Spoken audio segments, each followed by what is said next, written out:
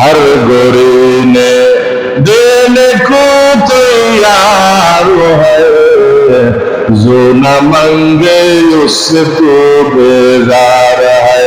अल्लाह अल्लाह क्या मुबारक नाम है, अल्लाह अल्लाह आशिकों का काम है। अल्लाह अल्लाह तू मेरा सत्तार है, अल्लाह अल्लाह तू मेरा रहमान है। अल्लाह अल्लाह तू मेरा माशूक है, अल्लाह अल्लाह तू मेरा महबूब है। सुभान अल्लाह। আল্লাহকে যেভাবে নাম ডাকেন, আল্লাহ এখানে বলতেছে শেরের মধ্যে যে মানুষ যদি আমার কাছে না চায় আমি রাগ করি, আমার কাছে না চাইলে রাগ করি, যে যে ভাষায় আমার কাছে চাইবে আমি আল্লাহ খুশি হই। বলেন না সুবহানাল্লাহ। ও দুনিয়ার মানুষ, আল্লাহর বান্দা নবীর উম্মত, একটু গভীর মনোযোগ দিয়ে শুনেন। আল্লাহ রাব্বুল আলামিন যে আমাদেরকে এই জমিনের মধ্যে পাঠাইছেন, নামাজ যেমন একটা ইবাদত, রোজা রাখা যেমন একটা ইবাদত, সদকা দেওয়া যেমন একটা ইবাদত, আর হজ করা যেমন একটা ইবাদত, দোয়াও করা একটা ইবাদত। সুবহানাল্লাহ। দোয়াও করা ইবাদত। মুসলমান দোয়া বলে যাইতেছে, বড় আফসোসের বিষয় যে মানুষ যত রকমের সমস্যা আছে দুনিয়াতে, সব সমস্যার সমাধান আমার আল্লাহ রাব্বুল আলামিন দোয়ার মাধ্যমে করে দিবেন। সুবহানাল্লাহ।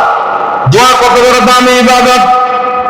আল্লাহর নবী বিশ্বনবী মুহাম্মদুর রাসূলুল্লাহ সাল্লাল্লাহু আলাইহি সাল্লাম নিজে দোয়া করতেন, সাহাবাগণদেরকে দোয়া শিখাইছেন, নিজে দোয়া করছেন, সাহাবাগণদেরকে কি দোয়া চাওয়া একটা সুন্নাত, দোয়া করা আর একটা সুন্নাত। বলেন না সুবহানাল্লাহ। অনেকে প্রশ্ন করে, হুজুর মসজিদের ইমাম সাহেব যদি আলেমদেরকে নিয়ে যদি আমার বাসায় দোয়া করায় 100 টাকা যদি দিয়ে আমি লস হবে? আরে মুসলমান ঘোরা কোভাল, তোমার যে সন্তানের পিছনে হাজার হাজার টাকা চলে যাইতেছে, অসুখে বিসুখে অ্যাক্সিডেন্ট মামলা মোকদ্দমা লক্ষ লক্ষ টাকা চলে যায়, কিন্তু একজন মসজিদের ইমাম সাহেব দিয়ে তার জন্য দোয়া করা তার নাকি জুটে না। এরকম লোক আছে কিনা? নাই। রাগ নিয়েন না মুসলমান, দোয়া নিজেও করতে হবে, আলেমদের কাছে আসে দোয়া চাইতে হবে। জোরে বলেন না সুবহানাল্লাহ।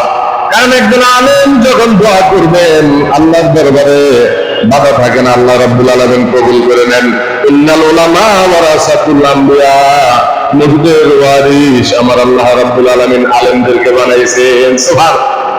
এই যে পুলিশ প্রশাসন যত কিছু আছে, হাতে করে দেখবেন যে যখন টাকা পয়সা দিবেন আপনার মামলা হামলা বিভিন্ন রকমের সমস্যা সমাধান হয়ে যায়।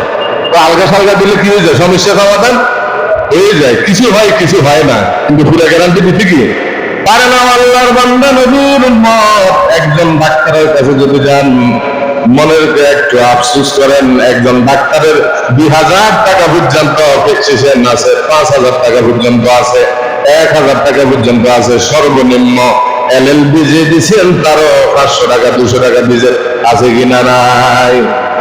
মুসলমান 2000 টাকা খরচ করে আপনি চিকিৎসার জন্য গেলেন, কোনো আফসোস নাই।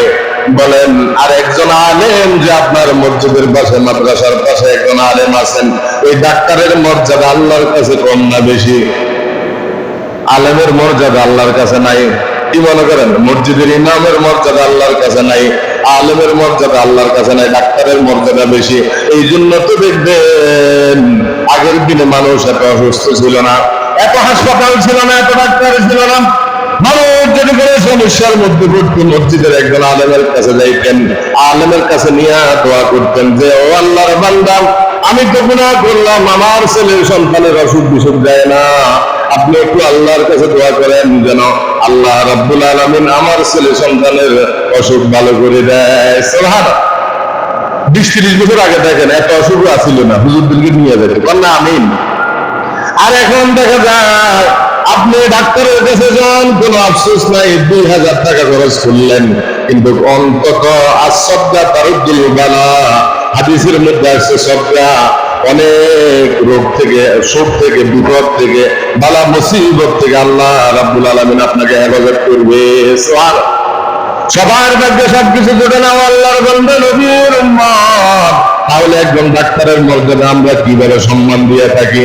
এই জমিনের দিকে তাকাইয়া দেখেন, কিছু আল্লাহওয়ালা আছে আলেমদেরকে সম্মান দেয়, বলে বলেন না সুবহানাল্লাহ।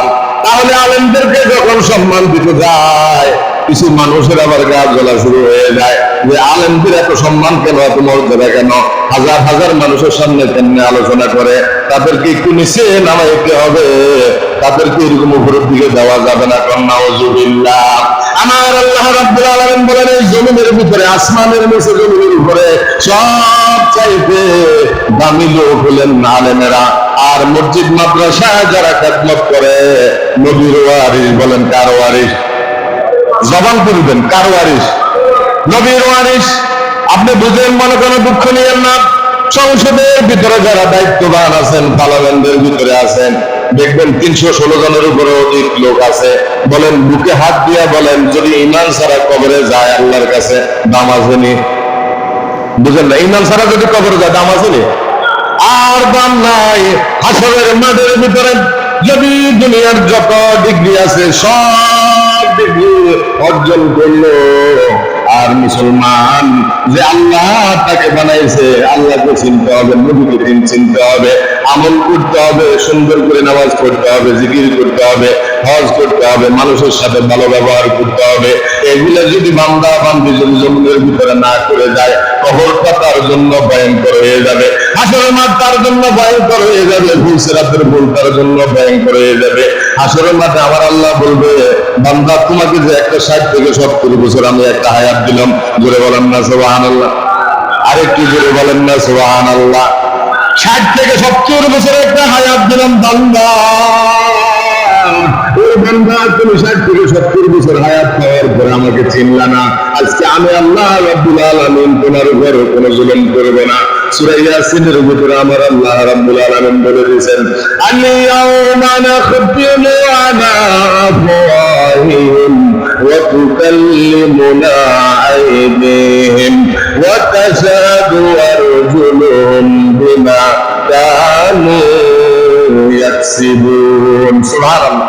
আল-ইয়াওমা নাখতিমু, তার মুখের ভিতরে আমি আল্লাহ মোহর মারি দিব। কি মারি দিব? দুনিয়াতে কিছু লোক দেখবেন বোবা আছে, আসেনি?